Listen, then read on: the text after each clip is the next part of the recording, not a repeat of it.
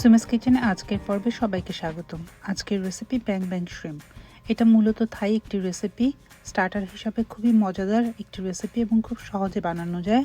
আমি এখানে 45টি ছোট সাইজের চিংড়ি মাছকে ধুয়ে পরিষ্কার করে পানিটা ঝরিয়ে একটি টিস্যু পেপার দিয়ে পানিটাকে ড্রাই করে নিয়েছি। অন্য একটি বাটিতে নিয়ে নিচ্ছি হাফ কাপ পরিমাণে বাটার মিল্ক। আপনার কাছে বাটার মিল্ক না থাকলে আপনি 1 কাপ দুধের সাথে 1 টেবিল চামচ পরিমাণে লেবুর রস অথবা ভিনেগার মিশিয়ে 10 মিনিট রেখে সেই দুধটা ব্যবহার করতে পারেন। বাটার মিল্কের সাথে দিয়ে দিচ্ছি 1 চা চামচ রসুন গুঁড়ো, আপনি চাইলে রসুন বাটাও ব্যবহার করতে পারেন। দিচ্ছি হাফ চা চামচ গোলমরিচের গুঁড়ো এবং হাফ চা চামচ লবণ। সবগুলো উপকরণকে খুব ভালোভাবে মিশিয়ে এবারে চিংড়ি মাছগুলোকে বাটার মিল্কের মিশ্রণের সাথে দিয়ে দিচ্ছি। দিয়ে এটাকে ভালো করে নেড়ে চিংড়ির সাথে মিশিয়ে রেখে দিচ্ছি 10 মিনিট ম্যারিনেট হবার জন্য।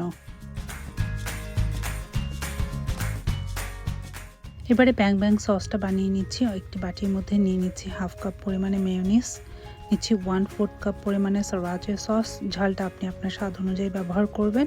দিচ্ছি 1/4 কাপ সুইট চিলি সস এবং হাফ চা চামচ পরিমাণে সয়া সস। দিয়ে সবগুলো উপকরণকে একসাথে মিলিয়ে নিলেই তৈরি হয়ে গেল সসটা। সসটাকে পাশে রেখে দিচ্ছি পরে ব্যবহার করবার জন্য। অন্য একটি বাটিতে নিয়ে নিচ্ছি 1 কাপ পরিমাণে কর্নফ্লাওয়ার, এর সাথে দিয়ে দিচ্ছি সামান্য লবণ। লবণটাকে দিয়ে কর্নফ্লাওয়ারের সাথে খুব ভালোভাবে মিশিয়ে নিচ্ছি। এক এক করে চিংড়ি মাছগুলো বাটার মিল্ক থেকে তুলে কর্নফ্লাওয়ারের মধ্যে দিয়ে দিচ্ছি। কর্নফ্লাওয়ারের মধ্যে দিয়ে চিংড়িগুলোকে খুব ভালোভাবে গড়িয়ে নিচ্ছি কর্নফ্লাওয়ারের সাথে। একইভাবে আমি সবগুলো চিংড়ি মাছকে কর্নফ্লাওয়ারের সাথে গড়িয়ে নিচ্ছি।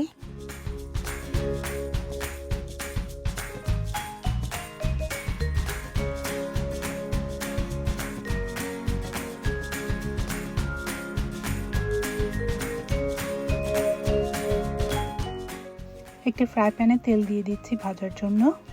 তেলটা ভালোভাবে গরম হয়ে এলে এর মধ্যে চিংড়িগুলো দিয়ে দিচ্ছি। এই অবস্থাতে আমার চুলার আঁচটা রয়েছে মিডিয়ামে।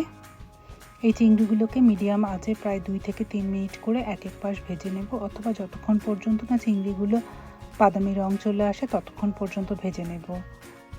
এই চিংড়িগুলো ভাজার সময় চুলার আঁচটাকে মিডিয়াম টু মিডিয়াম হাইয়ে রাখতে হবে।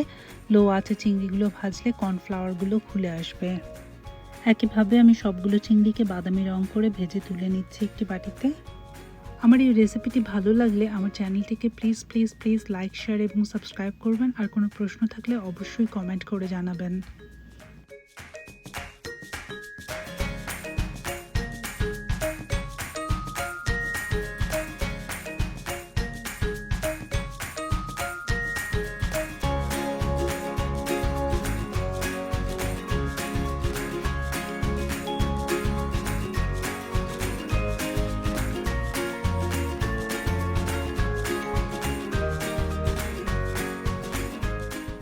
একটি বড় সাইজের বাটির মধ্যে নিয়ে নিচ্ছি ভেজে রাখা চিংড়িগুলো। এবারে এর সাথে দিয়ে দিচ্ছি ব্যাং ব্যাং সস, দিয়ে এটাকে খুব ভালোভাবে নেড়ে মিলিয়ে নিচ্ছি।